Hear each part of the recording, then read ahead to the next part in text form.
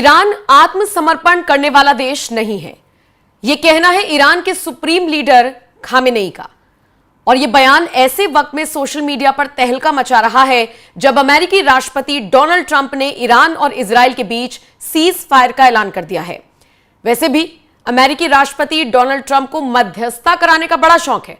आए थे भारत पाकिस्तान के बीच भी मध्यस्थता कराने के लिए 12-13 बार अपने एक ही बयान को उन्होंने रिपीट किया, लेकिन भारत की सरकार ने मुंहतोड़ जवाब देते हुए कहा कि यह फैसला पूरी तरीके से भारत का था और इसमें किसी ने कोई मध्यस्थता नहीं कराई है। आखिरकार ट्रंप को बैकफुट पर आना पड़ा, अपने बयान से पलटना पड़ा और उसके बाद यह उनका अब तक का सबसे बड़ा यू टर्न साबित हुआ। अब आते हैं ईरान इजराइल पर। ईरान इजराइल के बीच पिछले 12 दिनों से जंग चल रही है। दोनों तरफ से मिसाइलें दागी जा रही हैं, दोनों देशों को नुकसान हो रहा है।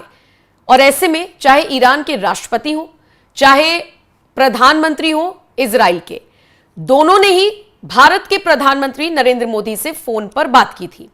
इसकी जानकारी सोशल मीडिया के हवाले से दिग्गजों की तरफ से दी भी गई थी। भारत ने भी स्थिरता की तरफ और शांति की तरफ दोनों देशों को आगे बढ़ने की सलाह दी थी। और अब सारा क्रेडिट एक बार फिर डोनाल्ड ट्रंप लेते हुए नजर आ रही हैं। हालांकि कतर ने दोनों के बीच मध्यस्थता कराने की पुरजोर कोशिश की। कतर का योगदान इसमें बेहद अहम है, उसे नजरअंदाज नहीं किया जा सकता। लेकिन क्रेडिट लेने की होड़ में ट्रंप ने सबसे पहले ट्वीट करते हुए जानकारी दे दी। और इन सब के बीच ईरान के सुप्रीम लीडर कहते हैं कि ईरान आत्मसमर्पण करने वाला राष्ट्र नहीं है। यह बयान ऐसे वक्त में आया है खामेनेई का जब अमेरिकी बेस पर मिसाइलों से हमला किया गया है ईरान की तरफ से। देखिए, जंग चल रही थी ईरान और इजराइल के बीच में कूदता है अमेरिका, क्योंकि अमेरिका की भी वही मांग थी जो इजराइल की थी कि ईरान न्यूक्लियर बम ना बनाए। इसीलिए सबसे पहले इजराइल ने न्यूक्लियर ठिकानों पर अटैक किया। न्यूक्लियर साइंटिस्ट परिवार समेत खत्म कर दिए गए, तहस नहस करने की कोशिश की गई ईरान को। और उसके बाद जब ईरान पलटवार करने लगा और इजराइल और ईरान के बीच की जंग टक्कर की होती हुई नजर आई, तो इसमें फिर हो गई एंट्री अमेरिका की। अमेरिका ने एंट्री करते हुए सीधे मिसाइलें दाग दी, जिसका जवाब देते हुए ईरान के विदेश मंत्री का बयान भी सामने आया था। उनकी तरफ से साफ कहा गया था कि हम झुकने वाले नहीं हैं, हम डरने वाले नहीं हैं। ईरान के विदेश मंत्री को आप सुनिए, फिर इस चर्चा को आगे बढ़ाएंगे और बताएंगे खामेनेई ने ट्वीट करते हुए क्या कहा है। We suddenly faced with the aggression by American forces to our nuclear facilities. The Islamic Republic of Iran condemns in the strongest terms the United States' brutal military aggression against Iran's peaceful nuclear facilities. It is an outrageous, grave, and unprecedented violation of the fundamental principles of the Charter of the United Nations and international law.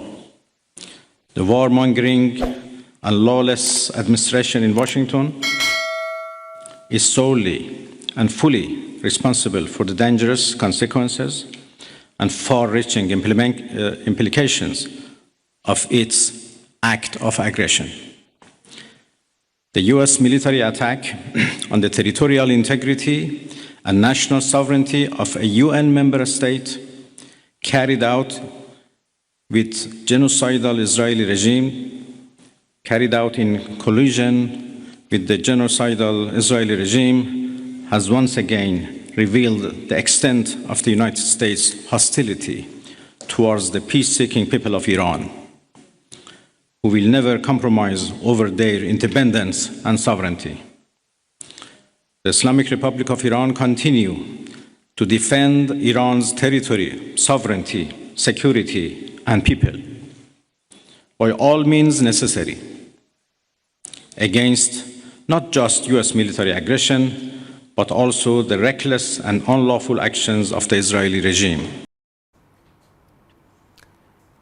तो जिस तरीके से Iran पर America ने मिसाइलें दागी थी, उसका जवाब देते हुए ईरान ने कतर में स्थित, कतर की राजधानी दोहा में स्थित अमेरिकी बेस पर मिसाइलें दागी थी। और उसके बाद खामेनेई की यह प्रतिक्रिया सामने आई, जिसमें उन्होंने कह दिया कि हमने किसी को नुकसान नहीं पहुंचाया, ईरान किसी के सामने नहीं झुकेगा, हम किसी के द्वारा ज्यादती को स्वीकार किसी भी हाल में नहीं करेंगे। हालांकि अमेरिकी बेस को कोई बड़ा नुकसान ना होने के बाद मिडिल ईस्ट के कुछ इलाकों में हवाई सेवा जरूर बहाल कर दी गई, लेकिन जिस तरीके से ईरान की तरफ से अमेरिकी सैन्य बेस पर मिसाइलें दागी गई, उसके बाद तेहरान में जश्न भी मनाया गया था और अमेरिका जवाबी कार्रवाई करेगा, इसके लिए ईरान पूरी तरीके से तैयार था। लेकिन इन सब के बीच खामेनेई का एक बयान सामने आता है, सोशल मीडिया पोस्ट सामने आता है, जिसमें वो कहते हैं, those who know the Iranian people and there history know that the Iranian nation is not a nation that surrenders. यानी जो हमारा इतिहास जानते हैं, जो ईरानियन लोगों को जानते हैं, उनको पता है कि ये एक ऐसा राष्ट्र है जो कभी भी सरेंडर नहीं करता, यानी कि कभी भी आत्मसमर्पण नहीं करता। दूसरी तरफ डोनाल्ड ट्रंप ने जिस तरीके से सीज फायर का ऐलान किया है, वो बड़े बड़े दावे करते हुए नजर आए हैं। डोनाल्ड ट्रंप ने बाकायदा एक ट्वीट किया है जिसमें वो ये बताने की कोशिश कर रही हैं कि इजराइल और ईरान के बीच इस बात पर पूरी तरह से सहमति बन गई है कि पूरी तरह से युद्ध विराम होगा, 12 घंटे के अंदर जंग खत्म हुई मानी जाएगी। ट्वीट चलाइए वो, अगर आपके पास वो ट्वीट है तो। उसमें वो लिखते हैं, ये एक ऐसी जंग है जो कई साल तक चल सकती थी और पूरे मिडिल ईस्ट को खत्म कर सकती थी, लेकिन ऐसा नहीं हुआ और कभी नहीं होगा। ईश्वर इजराइल को आशीर्वाद दे, ईश्वर ईरान को, मिडिल ईस्ट को, अमेरिका को आशीर्वाद दे और ईश्वर पूरी दुनिया को आशीर्वाद दे, शांति। डोनाल्ड ट्रंप लिखते हैं, मुझे पता था कि अब वक्त आ गया है, दुनिया और मिडिल ईस्ट ही असली विजेता है। कुल मिलाकर देखा जाए तो ट्रंप का यह बयान, इसके बाद अयतुल्ला अली खामेनेई की यह धमकी कि हम सरेंडर करने वालों में से नहीं हैं, इजरायली अधिकारियों के संकेत कि हम अब युद्ध समाप्ति की ओर बढ़ रहे हैं, डोनाल्ड ट्रंप का ये ट्वीट जिसमें वो सीज फायर और 12 दिन की जंग को खत्म करने की बात कर रही हैं, ये सारी चीजें मिला जुलाकर इतना तो समझ में आ रहा है कि कहीं ना कहीं सब चीजें रेस्ट पर हैं, खत्म होने वाली हैं। जंग भी ऑलमोस्ट खत्म हो गई है, लेकिन इजराइल के साथ जंग करने वाला ईरान और ईरान के सुप्रीम लीडर अभी भी दुनिया को यह मैसेज देने का काम कर रही हैं कि कहीं ना कहीं हम सरेंडर करने वाला राष्ट्र नहीं है। हां, अगर हम समझौता कर रही हैं तो हम अपनी शर्तों पर इस समझौते को कर रही हैं। अब देखिए, ईरान जिस तरीके से न्यूक्लियर बम बना रहा था, सारी लड़ाई तो इसी बात की थी। इजराइल चाहता था कि न्यूक्लियर बम ना बनाया जाए, अमेरिका चाहता था न्यूक्लियर बम ना बनाया जाए, लेकिन ईरान चाहता था कि हम न्यूक्लियर बम बनाए।